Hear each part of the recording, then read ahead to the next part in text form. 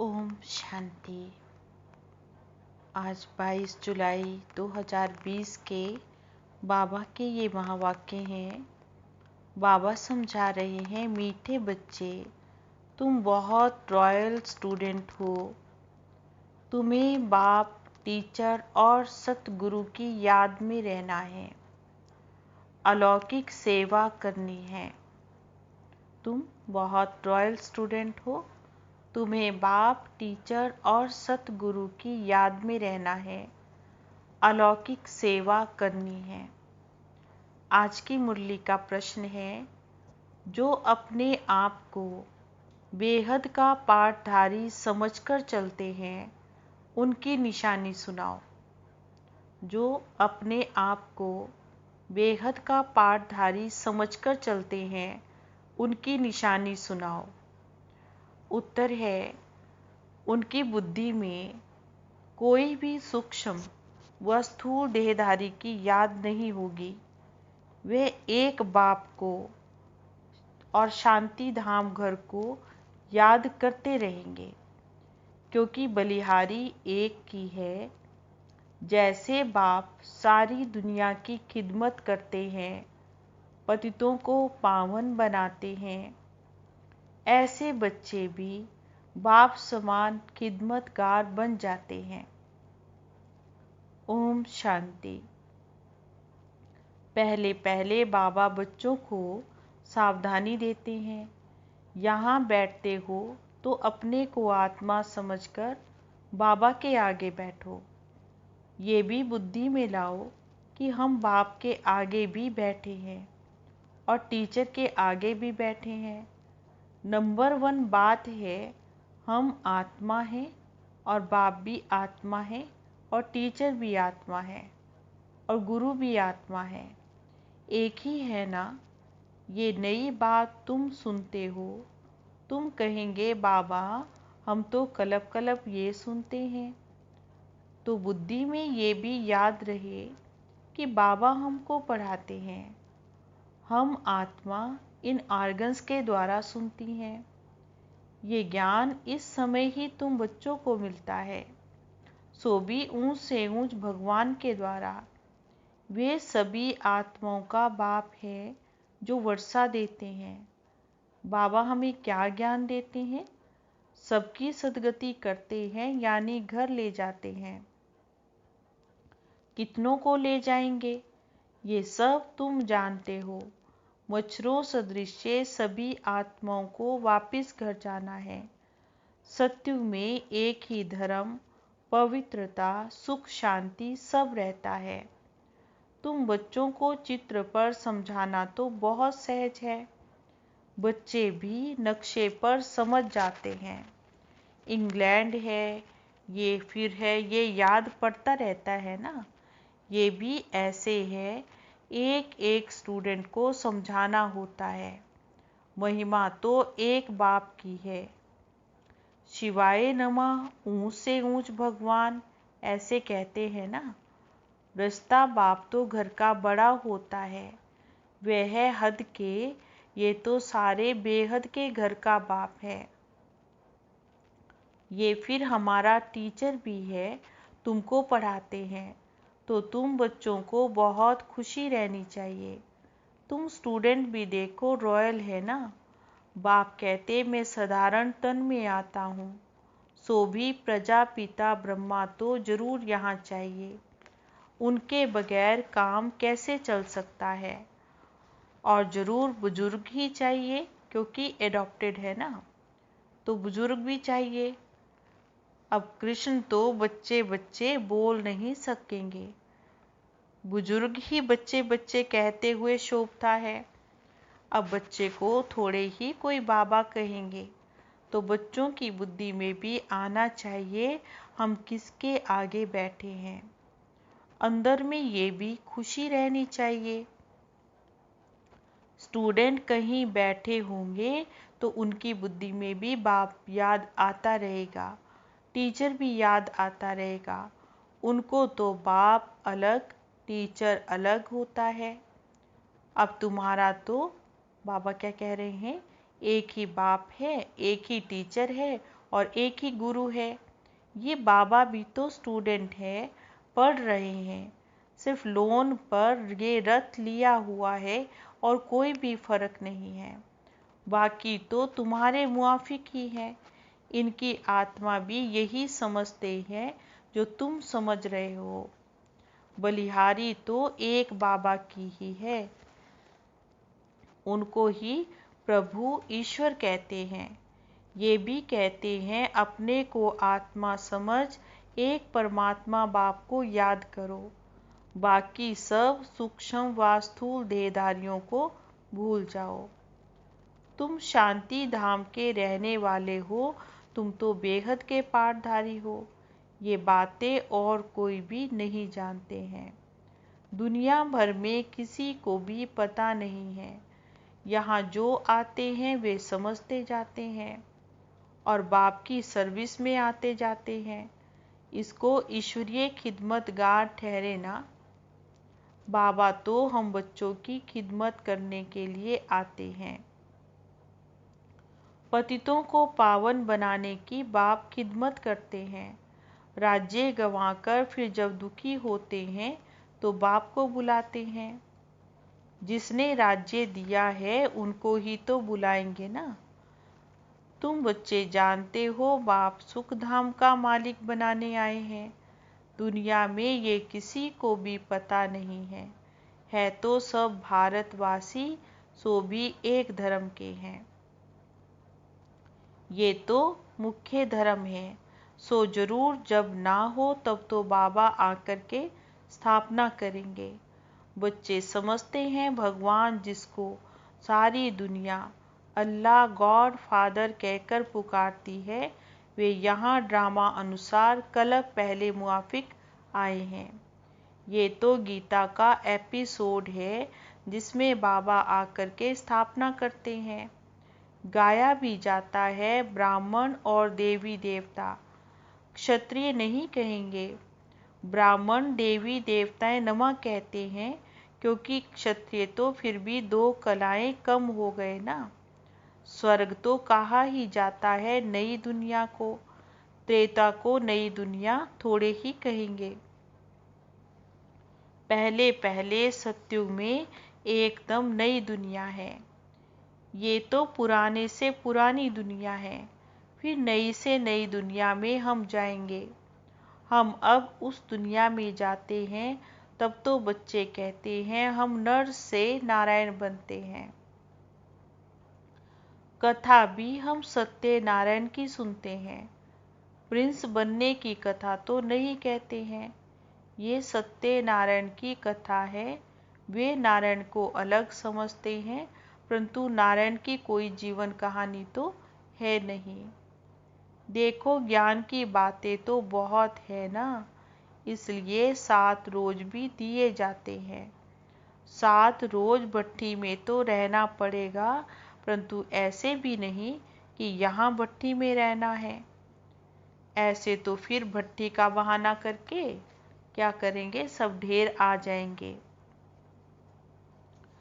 अब पढ़ाई तो सवेरे और शाम को होती है ना। दोपहर में वायुमंडल इतना ठीक नहीं होता है।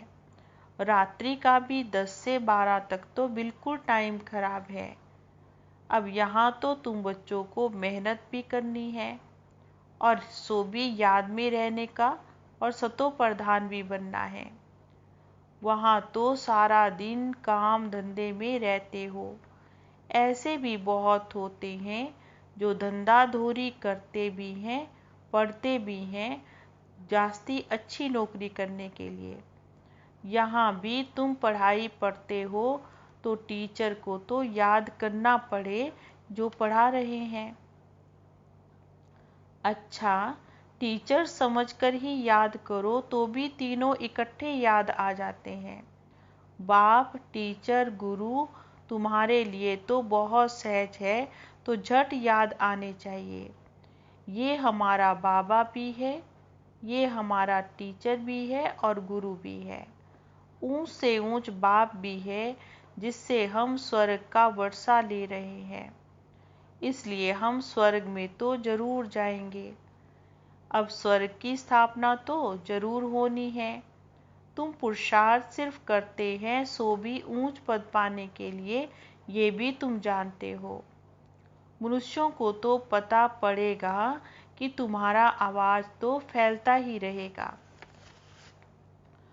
तुम ब्राह्मणों का अलौकिक धर्म है श्रीमत पर अलौकिक सेवा में तत्पर रहना।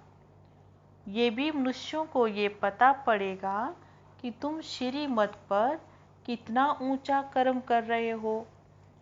तुम्हारे जैसा अलौकिक सर्विस कोई भी नहीं कर सकते हैं। तुम ब्राह्मण धर्म वाले ऐसा कर्म करते हो तो ऐसे कर्म में लग जाना चाहिए, फिर इसमें ही बिजी रहना चाहिए। देखो बाबा भी तो बिजी रहते हैं ना। तुम राजधानी स्थापन कर रहे हो, वह तो पंचायत मिलकर सिर्फ पालना करती रहती है। यहाँ तो तुम गुप्त वेश में क्या कर रहे हो? तुम हो incognito unknown warriors. Non violence है, इसका अर्थ भी कोई भी नहीं समझते हैं। तुम तो डबल अहिंसक सेना हो। बड़ी हिंसा तो सबसे बड़ी विकारों की है जो हमको पतित बनाती है। बस इनको ही जीतना है। भगवानुवाच काम महाशत्रु है, इन पर जीत पाने से तुम जगत जीत बन जाएंगे। देखो ये जो लक्ष्मी नारायण है ना, ये भी जगत जीत है और ये भारत भी जगत जीत था। ये विश्व के मालिक कैसे बने, ये भी बाहर वाले इन बातों को समझ नहीं सकेंगे। इस समझने में बड़ी विशाल बुद्धि चाहिए। बड़े बड़े इम्तिहान पढ़ने वालों की विशाल बुद्धि होती है ना। तुम श्रीमत पर अपना राज्य स्थापन कर रहे हो। तुम किसी को भी समझा सकते हो विश्व में शांति थी ना, तब और कोई भी राज्य नहीं था।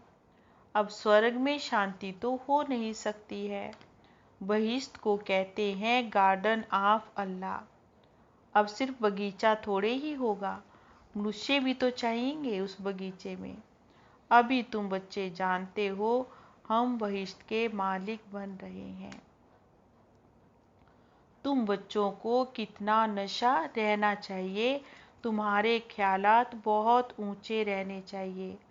तुम बाहर के कोई भी सुख को नहीं चाहते हो। इस समय तुमको बिल्कुल सिंपल रहना है। बाबा क्या समझा रहे हैं? इस समय तुम बच्चों को क्या रहना है? बिल्कुल सिंपल रहना है। अभी तुम ससुर घर जाते हैं, ये तो पियर घर है। यहाँ तुमको डबल पिताएं मिले हैं।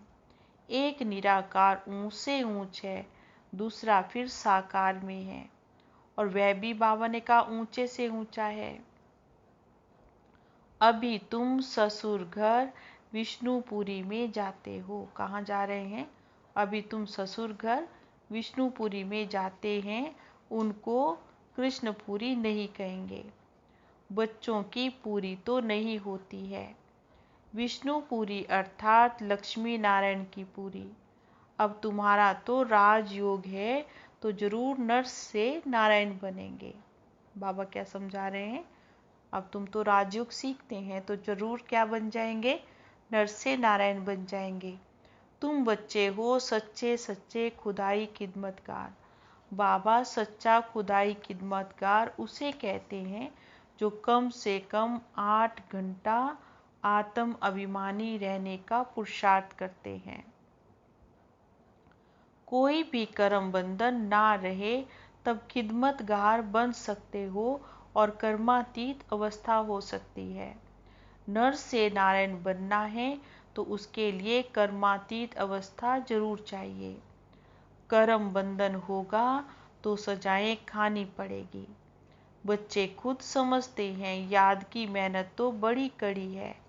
बाबा युक्तियां बहुत सहज समझाते हैं, सिर्फ बाबा को याद करना है। भारत का प्राचीन योग तो मशहूर है। बाबा क्या समझा रहे हैं? भारत का प्राचीन योग तो मशहूर है, योग के लिए ही नॉलेज है जो बाबा आकर हम बच्चों को सिखलाते हैं। कृष्ण कोई योग थोड़े ही सिखलाते हैं। कृष्ण को फिर स्वदर्शन चक्र दे दिया है। वह भी देखो चित्र कितना रॉन्ग है। अभी तुमको कोई चित्र आदि भी याद नहीं करना है। सब कुछ भूल जाओ। कोई में भी तुम्हारी बुद्धि नहीं जानी चाहिए। तुम्हारी लाइन बिल्कुल क्लियर चाहिए। ये तो पढ़ाई का समय है। दुनिया को भूल अपने को आत्मा समझ। बाबा को याद करने से तुम्हारे पाप नाश हो जाएंगे। बाबा कहते हैं पहले पहले तुम अशरीरी आए थे, फिर तुमको जाना है। तुम ऑल राउंडर हो। वे होते हैं हद के एक्टर्स, तुम हैं बेहद के। अभी तुम समझते हो हमने अनेक बार पार्ट बजाया है। अनेक बार तुम बेहद का मालिक बनते हो। इस बेहद के नाटक में फिर छोटे छोटे नाटक भी अनेक बार चलते रहते हैं।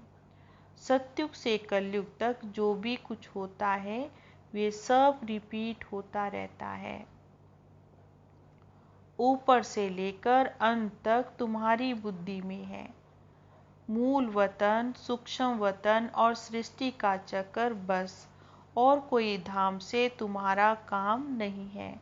तुम्हारा धर्म तो बहुत सुख देने वाला है। उनका जब समय आएगा तब वह आएंगे। नंबर वार जैसे जैसे आए हैं ऐसे ही फिर वापस जाना है। हम और धर्म का क्या वर्णन करेंगे। हमको तो सिर्फ एक बाबा को याद करना है। चित्र आदि ये सब भूलकर एक बाबा को याद करना है।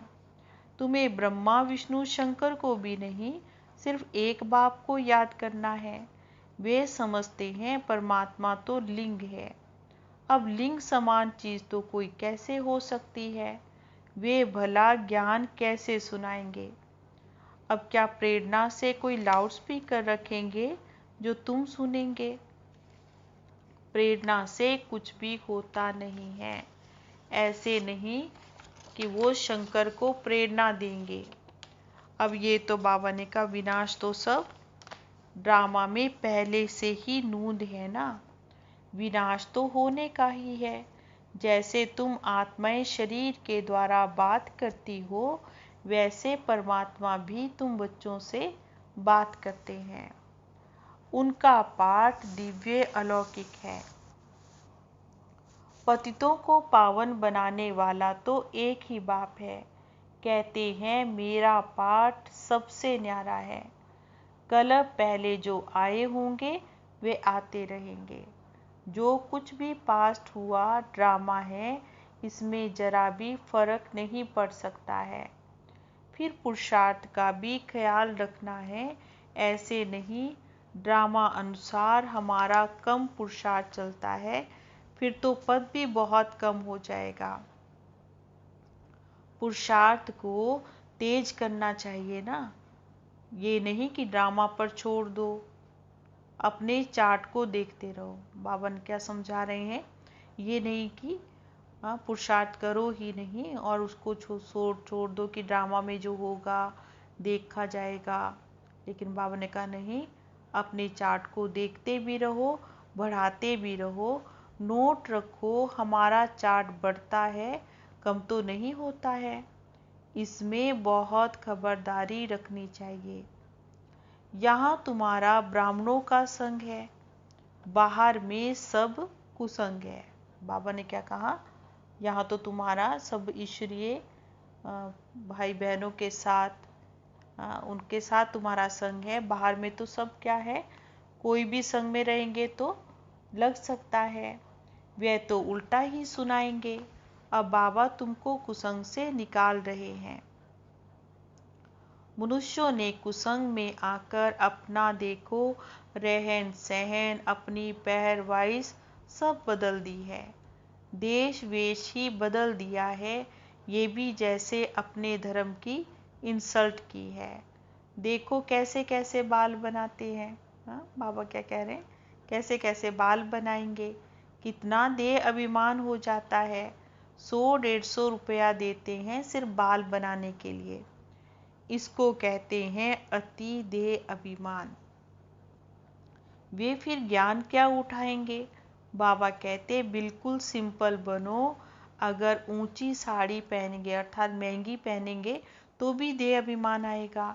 देह अभिमान तोड़ने के लिए सब हल्का कर देना चाहिए। अच्छी चीज तो देह अभिमान में लाएगी ना। तुम इस समय वनवाह में हो। हर चीज से तुम्हें मोह हटाना है। तुम्हें बहुत साधारण रहना है। शादी आदि में भले रंगीन कपड़े आदि पहन कर जाओ, सो भी तोड़ निभाने के लिए। बस सिर्फ पहना, फिर घर में आकर के उतार दो। तुमको तो बस वाणी से परे जाना है। जो वानप्रस्थी होते हैं वो सदा सफेद पोश में होते हैं। तुम एक एक छोटे बड़े सब वानप्रस्थी हो। छोटे बच्चों को भी शिव बाबा की याद दिलानी चाहिए। इसमें ही तुम्हारा कल्याण है। बस हमको अभी जाना है शिव बाबा के पास। कहाँ जाना है? अभी हमको बाबा के पास जाना है। अच्छा, मीठे मीठे सीखी लदे बच्चों प्रति माता पिता बाप दादा का याद प्यार और गुड मॉर्निंग। रूहानी बाप की रूहानी बच्चों को नमस्ते। हम रूहानी बच्चों की रूहानी बाबा को नमस्ते नमस्ते नमस्ते जी। गुड मॉर्निंग बाबा। धारणा के लिए मुख्य सार है। पहली पॉइंट है, सदा ध्यान रहे हमारी कोई भी चलन देह अभिमान वाली नहीं हो। बहुत सिंपल रहना है। किसी भी चीज में ममत्व नहीं रखना है। कुसंग से अपनी संभाल रखनी है। सदा क्या ध्यान रहे? हमारी कोई चलन देह अभिमान वाली नहीं होनी चाहिए। बहुत सिंपल रहना है। किसी भी चीज में ममत्व नहीं रखना है और कुसंग से अपनी संभाल रखनी है। और दूसरी पॉइंट है, याद की मेहनत से सर्व कर्मबंधनों को तोड़ कर्मातीत बनना है। कम से कम 8 घंटा आत्म अभिमानी रहकर सच्चा सच्चा खुदाई खिदमतगार बनना है। और आज का वरदान है, सदा बेहद की स्थिति में स्थित रहने वाले। सदा बेहद की स्थिति में स्थित रहने वाले बंधन मुक्त जीवन मुक्त भव। सदा बेहद की स्थिति में स्थित रहने वाले बंधन मुक्त जीवन मुक्त भव। देह अभिमान हद की स्थिति है और देही अभिमानी बनना ये बेहद की स्थिति है। देह में आने से अनेक कर्म के बंधनों में हद में आना पड़ता है, लेकिन जब देही बन जाते हो तो ये सब बंधन खत्म हो जाते हैं। जैसे कहा जाता है बंधन मुक्त ही जीवन मुक्त है, ऐसे जो बेहद की स्थिति में स्थित रहते हैं वे दुनिया के वायुमंडल, वाइब्रेशन, तमोगुणी वृत्तियां, माया के वार, इन सब से मुक्त हो जाते हैं। क्या समझाया बाबा ने? ऐसे जो बेहद की स्थिति में स्थित रहते हैं वे दुनिया के वायुमंडल, वाइब्रेशन, तमोगुणी वृत्तियां, माया के वार, इन सब से मुक्त हो जाते हैं। इसको कहा जाता है जीवन मुक्त स्थिति, जिसका अनुभव हमें संगम युग पर करना है। और स्लोगन है, निश्चय बुद्धि की निशानी है निश्चित विजय और निश्चिंत। निश्चय बुद्धि की निशानी है निश्चित विजयी और निश्चिंत। उनके पास व्यर्थ आ नहीं सकता है। इसलिए जो निश्चय बुद्धि होंगे उनकी विजय निश्चित है और वो सदा निश्चिंत रहते हैं। उनके पास कभी क्यों, क्या, कैसे ये प्रश्न नहीं आएगा और कभी उनके पास व्यर्थ नहीं आ सकता। ओम शांति।